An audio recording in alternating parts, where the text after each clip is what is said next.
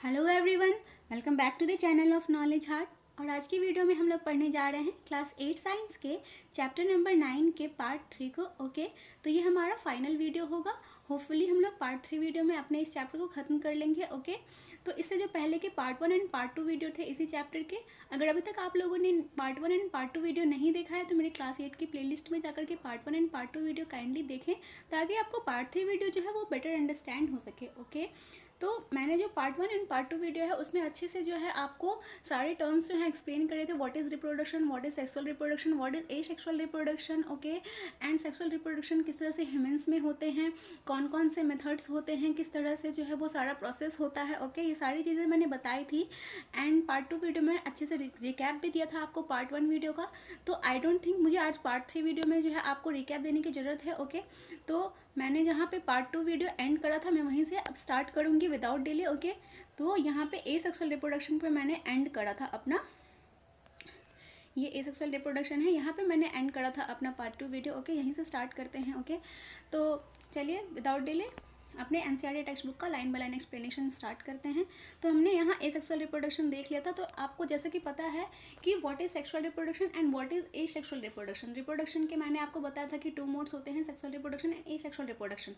Sexual reproduction में हमें 2 gametes की जरूरत होती है, male gamete and female gamete की। दो हमें पेरेंट्स चाहिए होते हैं, ठीक है, एक यंग वन, एक ऑफ स्प्रिंग को प्रोड्यूस करने के लिए। बट ए सेक्सुअल रिप्रोडक्शन में जैसे कि आप सभी देख पा रहे हो, इसके वर्ड में ही छुपा हुआ है ए सेक्सुअल, यानी कि एक ही पेरेंट चाहिए, एक ही सेक्सुअलिटी चाहिए हमें कुछ भी नया ऑफ स्प्रिंग जो है उसे प्रोड्यूस करने के लिए।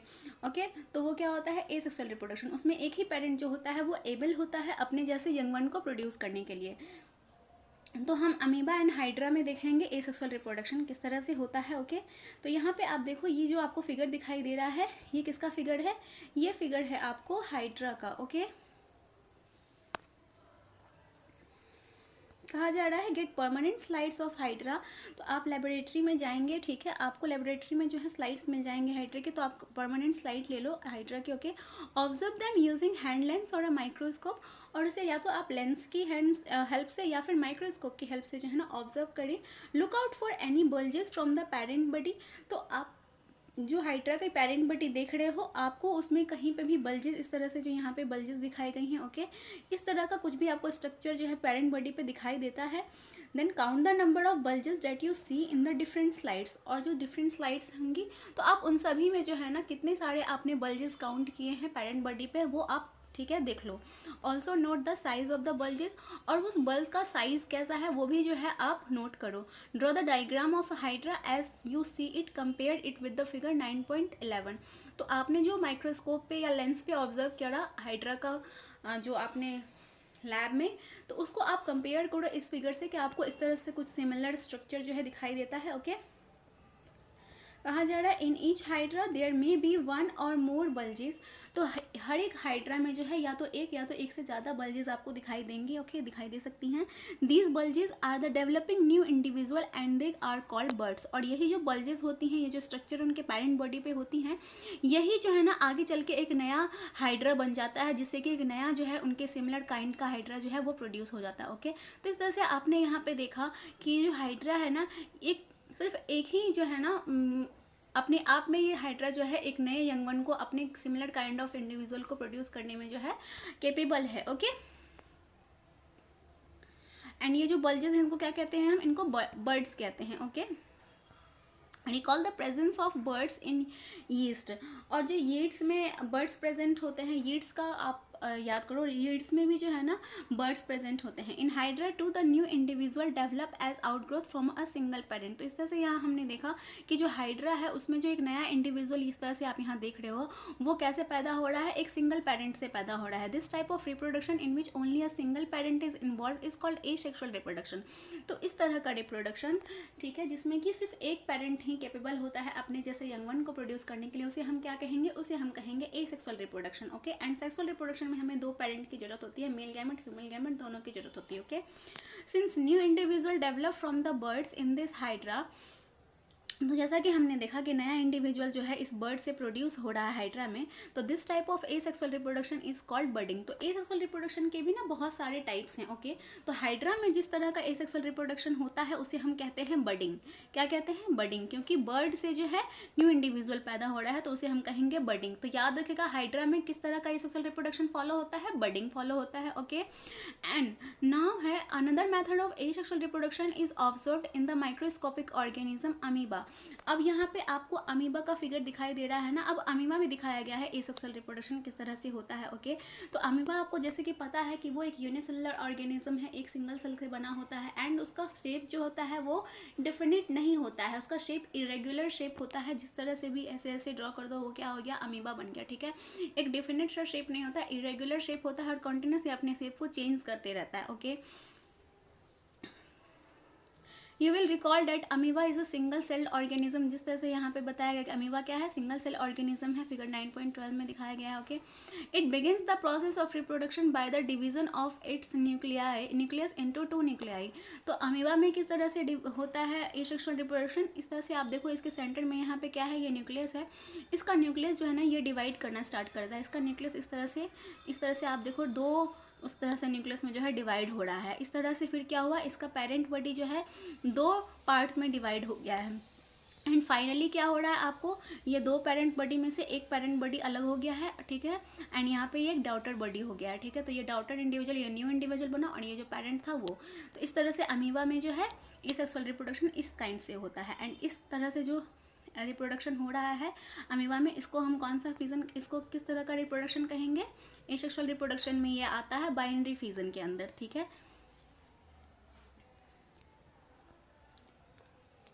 this is followed by the division of its body into two, each part receiving a nucleus. Finally two amoeba are produced from one part amoeba.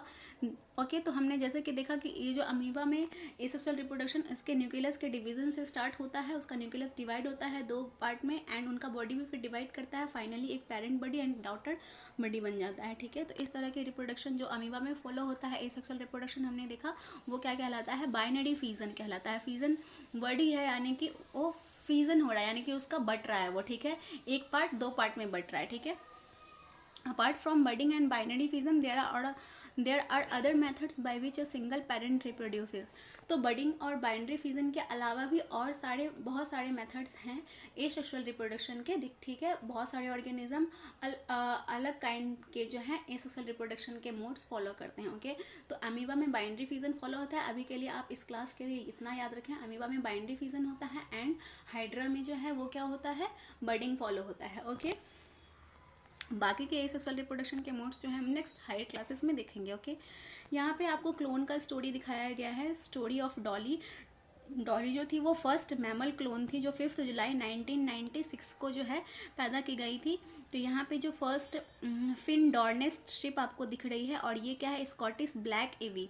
ठीक है, तो ये फिन डॉर्नेस्ट टाइप की जो शिप है इसको इस स्कॉटिश ब्लैक फेस ईवी के थ्रू जो है पैदा किया गया था। इसका फिन डॉर्नेस शिप का क्लोन बनाया गया था डॉली। ठीक है, तो क्लोनिंग में क्या कहते हैं? एग्जैक्ट कॉपी बनाते हैं किसी भी सेल का या किसी भी लिविंग पार्ट का जो है ना एग्जैक्ट कॉपी बना देते हैं, सेम टू सेम। ठीक है, जुड़वा कह लो उसका। ठीक है, तो cloning is the production of an exact copy of a cell, any other living part or a complete organism. तो क्लोनिंग क्या कहते हैं? किसी भी सेल का आप एग्जैक्ट कॉपी बनाओ, या फिर किसी भी लिविंग पार्ट का। ठीक है, कोई भी लिविंग पार्ट है उसका क्लोन कर लो, या पूरे के पूरे ऑर्गेनिज्म को ही आप कॉपी कर लो। जिस तरह से यहाँ पे शिप को क्लोन किया गया है, यहाँ पे देखो आप सेम टू सेम यहाँ पे फिन डॉर्नेस शिप की तरह जो यहाँ पे डॉली दिख रही है ना, तो ये क्लोन किया गया है, एग्जैक्ट कॉपी बनाई गई है इसकी। Okay, the cloning of an animal was successfully performed for the first time by an Ian Wilmot and his colleagues at the Roslin Institute in Edinburgh. तो एडनबर्ग में कोई इयान विल्मट करके साइंटिस्ट थे, और उनके जो कॉलीग्स थे उन्होंने रॉसलिन इंस्टीट्यूट इन एडनबर्ग में जो है ये एक्सपेरिमेंट करा था क्लोनिंग का, और वो सक्सेसफुल रहा था। They successfully cloned a sheep name Dolly. तो उन्होंने डॉली नाम का जो है शिप वो क्लोन करा था, जो कि आप यहाँ पे सी नंबर में देख पा रहे हो। Dolly was born on 5 July 1996 and was the first mammal to be clone. तो डॉली जो है उसका बर्न कब जो है वो उसका बर्थ कब हुआ था? उसका वो जन्म ली थी 5 जुलाई 1996 को, और ये फर्स्ट मैमल थी जिसका कि क्लोनिंग किया गया था। Okay, during the process of cloning Dolly a cell was collected from the mammary gland of a female Finn Dorset strip. तो क्लोनिंग के प्रोसेस में क्या किया गया था, ये जो आपको फिन डॉर्नेस्ट स्ट्रिप यहाँ पे दिखाई दे रही है, इसके जो है ना मेमोरी ग्लैंड से जो है सेल कलेक्ट किया गया था। Okay, and simultaneously an egg was obtained from a Scottish black face EV. और ब्लैक फेस ईवी जो थी, इसके बॉडी से इसका एग जो है ना वो कलेक्ट किया गया था। Okay, the nucleus was remove from the egg. और इसके जो एग था उससे न्यूक्लियस निकाल दिया गया था। आपको पता है कि न्यूक्लियस में ही जितने जेनेटिक कैरेक्टर्स होते हैं, जो भी पेरेंट्स से कैरेक्टर्स जो है ऑफ स्प्रिंग में जाएंगे वो न्यूक्लियस में होते हैं। तो इसके एग से जो है न्यूक्लियस को निकाल दिया गया था। Okay, then the nucleus of the mammary gland cell from the Finn Dorset strip was inserted into the egg of Scottish Blackface ewe whose nucleus had been remove. और क्या किया गया था, जो ये मेमोरी ग्लैंड से सेल निकाला गया था फिन डॉर्नेस्ट स्ट्रिप का, उसके न्यूक्लियस को इसके एग में डाल दिया गया था, जिसका कि न्यूक्लियस निकाल दिया गया था। ओके, तो क्या हुआ कि इसका जेनेटिक कैरेक्टर इसके एग में डाल दिया गया। ओके, समझ में आ रही होगी आपको आई थिंक। द एग दस produce was implanted into the Scottish black fish हुई। इस तरह से फिर वो एग को जो है स्कॉटिश ब्लैक फिश ईवी के में इम्प्लांट कर दिया गया। ओके, ठीक है। Development of this egg followed normally and finally Dolly was born. तो जिस तरह से ये एग का डेवलपमेंट हुआ, ठीक है, नॉर्मली जैसे होता है सब सारे एग का वैसे ही हुआ। बस क्या हुआ कि जो बर्थ हुआ बेबी का, वो क्या हुआ, फिर डॉर्नेस्ट शिप के जैसे बच्चे का एग्जैक्ट जो है ना कॉपी यहाँ पे डॉली पैदा हो गई। ओके, इसके जैसी ना पैदा हो करके इसके जैसी पैदा हुई, आपको दिख रही है ना इसके जैसी। Okay, Though Dolly was given birth by the Scottish Blackface ivy, it was found to be absolutely identical to the fin Dornish ship from which the nucleus was taken. तो ये बिल्कुल एग्जैक्ट जुड़वा दिख रही थी फिन डॉर्निश शिप की, जिसके nucleus को जो है उसके मेमोरी ग्लैंड सेल से निकाला गया था। Okay, since the nucleus from the egg of the Scottish Blackface ewe was remove, Dolly did not show any character of the Scottish Blackface ewe. ठीक है, क्योंकि जो स्कॉटिश ब्लैकफिश ईवी था उसका एग उसी का था, लेकिन उसके अंदर के न्यूक्लियस को जो निकाल दिया गया था, तो उसके न्यूक्लियस में जेनेटिक कैरेक्टर होते हैं। तो उसके जब न्यूक्लियस को निकाल दिया गया एंड न्यूक्लियस किसका डाला गया, फिन डॉर्नेस्ट शिप का, तो वो सारे जेनेटिक कैरेक्टर फिन डॉर्नेस्ट शिप के आए। इसीलिए जो डॉली जो पैदा हुई उसमें कोई भी कैरेक्टर जो है वो स्कॉटिश ब्लैकफिश ईवी का नहीं आया। Okay, Dolly was a healthy clone of the fin Dornish ship and produced several offspring of her own through normal sexual means. तो फिर जो डॉली थी वो एक हेल्दी क्लोन थी और उसने अपने जैसे ही बहुत सारे ऑफस्प्रिंग को जो है पैदा किया सेक्सुअल मीन्स से। Okay, unfortunately Dolly died on 14th of February 2003 due to a certain lung disease. Okay, तो डॉली की जो है मौत हो गई अनफॉर्चुनेटली 14 फरवरी को 2003 में लंग डिजीज की वजह से। Okay, since Dolly several attempts have been made to produce cloned mammals. तो इस तरह से जो डॉली है सेवरल अटेम्प्ट्स किए गए क्लोन को पैदा करने के लिए। Okay, however many die before birth or die soon after birth. लेकिन बहुत सारे ऐसे बच्चे हुए जो थे बर्थ से पहले ही मर गए, और ऐसे भी बच्चे हुए जो बर्थ के बाद मर गए। The cloned animals are many a time found to be born with several severe abnormalities. तो जो भी क्लोन्ड एनिमल्स होते हैं ना, जनरली देखा गया है कि वो उन जो पैदा होते हैं कुछ एबनॉर्मलिटीज़ के साथ पैदा होते हैं। ओके, तो इसी के साथ हमारा ये चैप्टर यहीं पे ख़त्म होता है। ओके, तो आई होप आपको सारे चीज़ जो हैं, सारे टर्म्स जो हैं वो अच्छे से क्लियर हो गई होंगी। तो वीडियो अगर अच्छी लगी हो तो वीडियो को लाइक करें, एंड चैनल पे नए हैं तो मेरे चैनल को सब्सक्राइब करना बिल्कुल ना भूलें। तो चलिए मिलते हैं अपने नेक्स्ट वीडियो में, तब तक के लिए bye bye, thank you, keep learning.